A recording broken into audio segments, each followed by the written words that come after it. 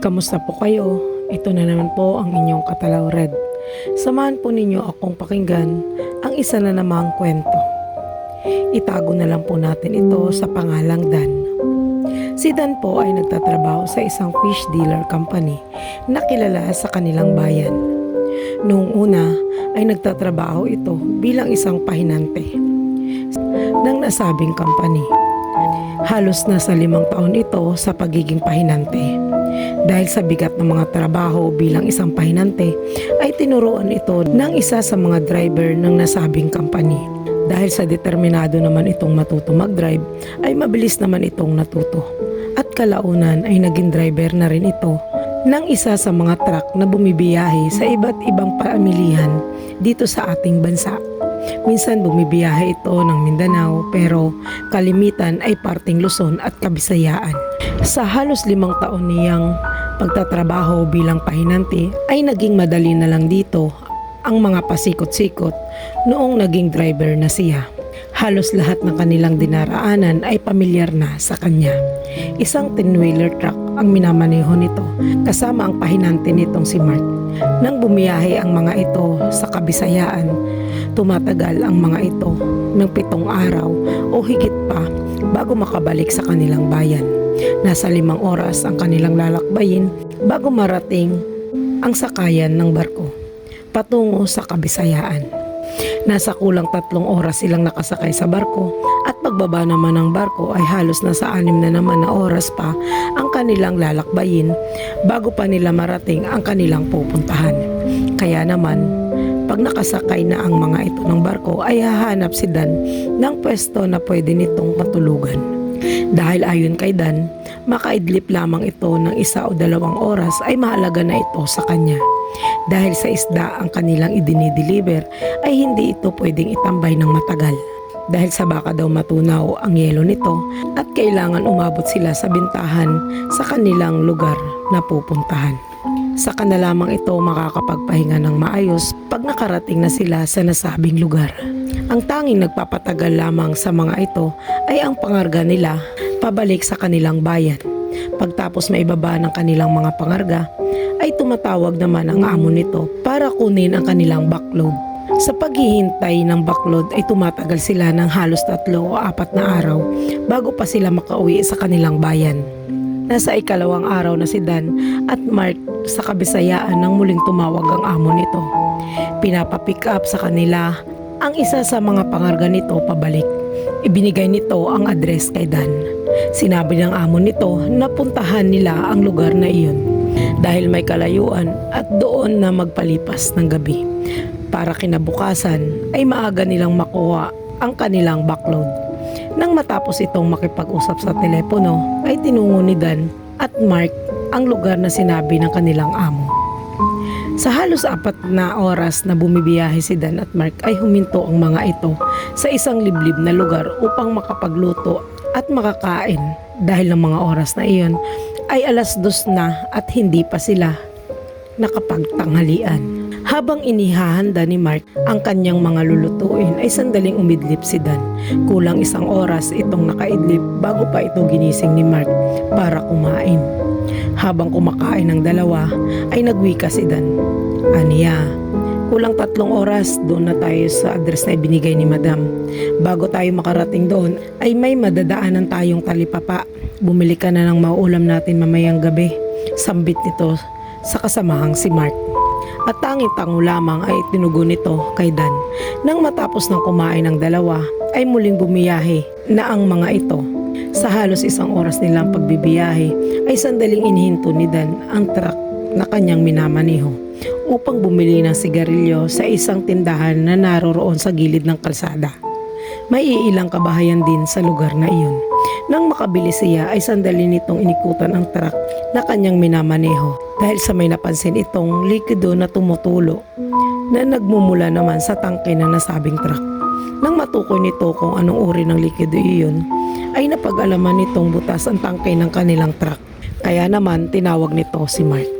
Aniya, Mark, butas ang tangke ng truck. Pakikuha ang mga tools dyan. Titignan natin kung kaya gawa ng paraan. Sumunod naman si Mark at kinuha nito ang mga gamit. Papadilim na ay patuloy pa din ang pagtulo ng krudo sa tangke ng nasabing truck. Kaya naman hindi na iyon naayos ni Dan. Tumawag ito sa kanyang amo upang ipaalam dito ang nangyari.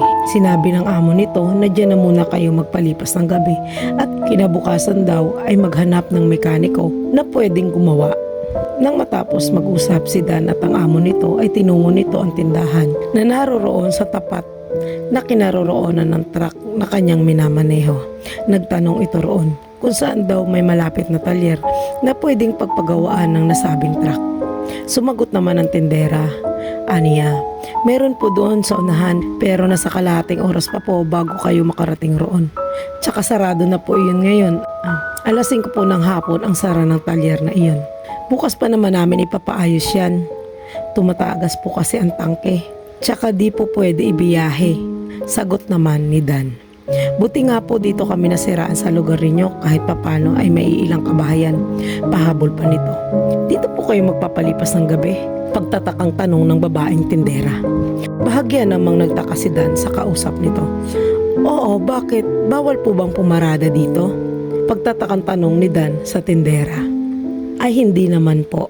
Sagot naman ng tindera. Papadilim na po, maya-maya po ay magsasara na po kami. Sambit nito na nauutal na para bang natatakot. Nasiya namang labis na ipinagtaka ni Dan kung bakit gano'n na lamang ang inasal ng tendera. Bago siya tumalikod sa kausap ay bumili ito ng kape. Nang makabili na ito at pabalik na siya sa truck ay nagwikang muli ang tendera. Kuya, mag-iingat po kayo sa lugar na ito. Anong ibig mong sabihin? Tanong nito sa tindera. Basta mag-iingat po kayo. Pangulamang si Dan sa sinabi ng kausap.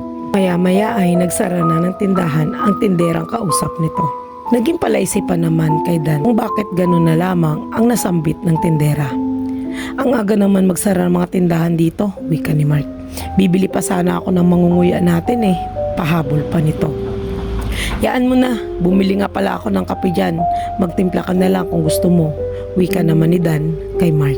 Alas 9 ng gabi nang mapansin ni Mark na may isang lalaking patingin-tingin sa kinaroroonan ng truck. Maya-maya ay dahan-dahan itong lumakad patungo sa unahan ng nasabing truck. Na para bang aso ito na nauuna ang nguso na para bang may inaamoy.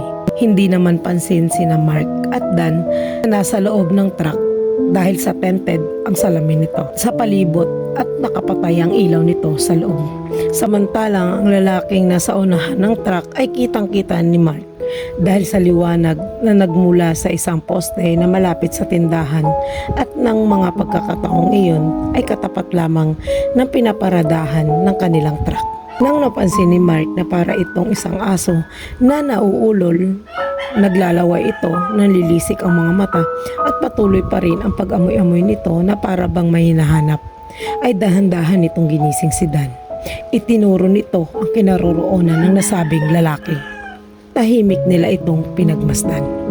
Sa di kalayuan ay may natanaw si Dan na isang imahe ng isang babae at isang lalaki na sa pagkakataong iyon ay unti-unti ring tinutungo ng mga ito ang kinaroroonan ng lalaking nasa unahan ng truck na kanilang kinaroroonan. Habang papalapit ito ay parang mga aso ito na animoy may inaamoy. Isa sa mga ito ay tinungo ang pintuan na kinaroroonan ni Dan.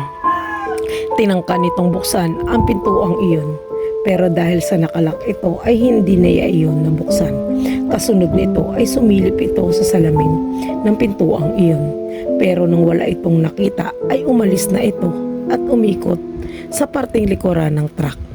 Dahil ng mga pagkakataong iyon ay nakababa ang kortina sa loob ng salaming iyon.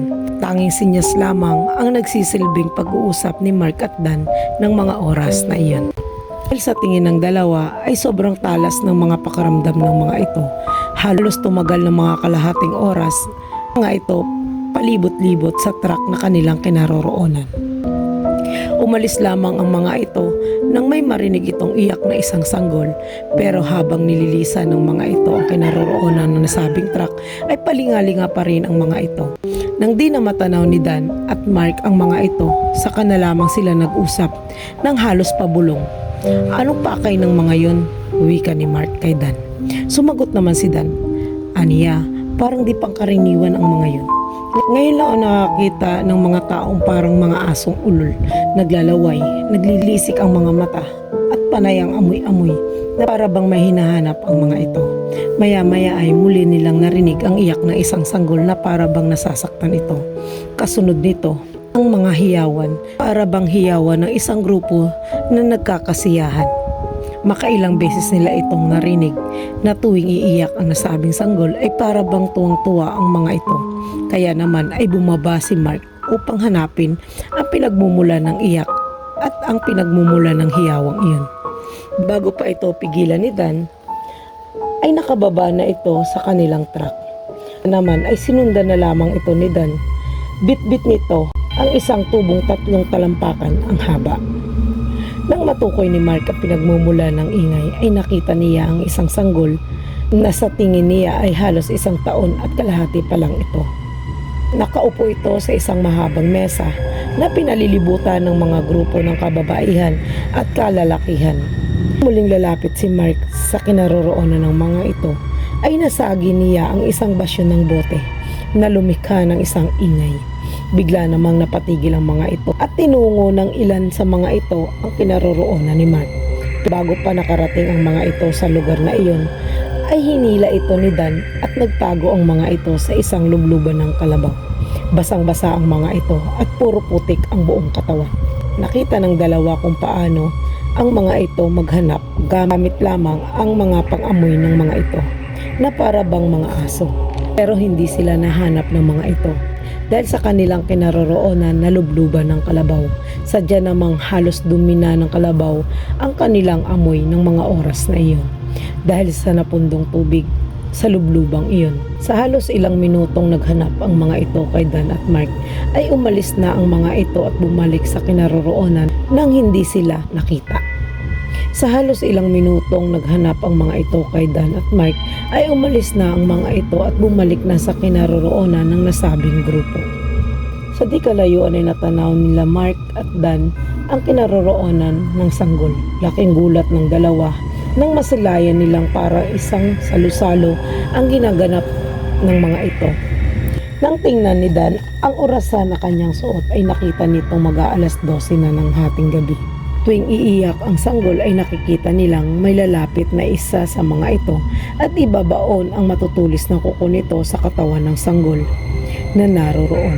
At tuwing may papatak na dugo rito ay tuwang-tuwa naman ang nasabing grupo na naroroon. Sa kanilang tingin ay parang may pinagdiriwang ang mga ito at ang sanggol na iyon ang kanilang alay.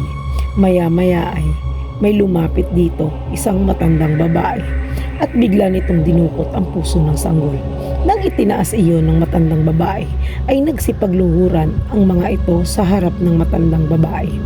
Habang hawak ang puso ng sanggol ay may sinasambit ito ng mga salitang di halos marinig ni Dan at Mark. Kasunod nito ay kinain iyon ng matandang babae. Maya-maya ay nagbigay ito ng hudyat para kainin naman ng nasabing grupo ang katawan ng sanggol para itong mga hayop na hayok sa laman. Nasilayan ng dalawa kung paano ng mga ito pag-agawang kainin ang katawan ng nasabing sanggol. Doon ay nalaman nilang aswang ang mga ito. Mula sa kanilang kinaroroonan ay muling may narinig si Dan at Mark na iyak na naman ng isang sanggol na nagmumula sa isang kubo di kalayuan sa kanilang kinaroroonan. Tinungo iyon ng dalawa at doon nakita nilang may nagbabantay dito na isang lalaki. Hinampas ni Dan ang lalaki na nagbabantay sa sanggol. Tinamaan ito sa ulo at nawalan ito ng malay. At doon nakita nilang dalawang sanggol ang may bahid ng dugo. Ang mga noon nito gaya ng naunang sanggol na kinain ng mga aswang sa pagdiriwang na iyon. Nang marinig ng dalawa at nakita naman ni Dan na ipinag-utos ng matandang babae na kunin ang susunod nilang pagkain, sabay turo nito sa kubo na kinaroroonan nila ng mga oras na iyon. Doon ay napag-alaman ni Dan na 3 sanggol pala ang nakatakdang ihain ng mga gabing iyon. Kaya naman ay dali-dali nilang kinuha ang 2 sanggol at itinakas ng mga ito.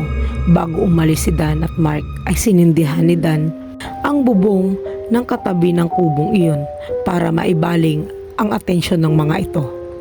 Kaya naman, nang makalayo ang mga ito ng halos 15 metros ay lumaki na ang apoy at halos balutin na nito ang nasabing katabing kubo.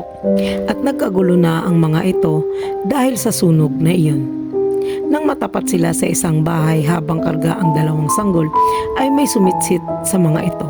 Sitsit iyon ng isang babae at nagsalita ito, "Hali kayo dito, bilisan nyo at baka masundan kayo." Iyon ang babaeng tindera sa nag-iisang tindahan sa lugar na iyon. Pinapasok sila nito sa tahanan ng nasabing babae. Pumasok naman si Mark at Dan habang karga ng mga ito ang dalawang sanggol. Nang makapasok na ay nagwika si Dan. Kinain nila ang walang kalaban-labang sanggol na nanginginig ang boses nito. Sumagot naman ang babae, "Mga aswang sila. Ngayon ang araw ng pagdiriwang nila sa kanilang anibersaryo at taon-taon nilang ipinagdiriwang. Baryo iyon ng mga aswang." Nanlaki naman ang mga mata ng dalawa sa narinig. Nang muling tingnan ni Dan ang orasan ay nakita nitong pasado 3:00 na ng madaling araw. "Dito na kayo magpaumaga," wika ng babae. "Huwag kayong mag-alala, pagsikat ng araw di kayo gagalawin ng mga yan. Huwag lang uli kayong magpapaabot ng dilim dito at di ko alam kung ano ang pwede nilang gawin sa inyo. Lalo pa kinuha ninyo ang mga alay nila sa kanilang anibersaryo." Pahabol pa nito. Maya-maya ay pumasok ito sa kanilang silid. Paglabas nito ay may dala itong 4 na piraso ng kwintas. Ipinasuot ito sa dalawang sanggol, kay Mark at kay Dan. "Aniya, suotin ninyo ito. Pangontra ito sa mga aswang. May orasyon niya ng aking lola. Kahit papaano ay makakatulong yan sa inyo. Kailangan may paayos muna ang iyong truck at lisanin na ninyo ang lugar na ito." Mariing bili ng babae. Kaya naman gumawa ng paraan si Dan para maipaayos ang nasabing truck. At nang maayos na ito, ay nagpasalamat ito sa babaeng tumulong sa kanila at nilisan na nila ang lugar na iyon kasama ang dalawang sanggol na kanilang iniligtas.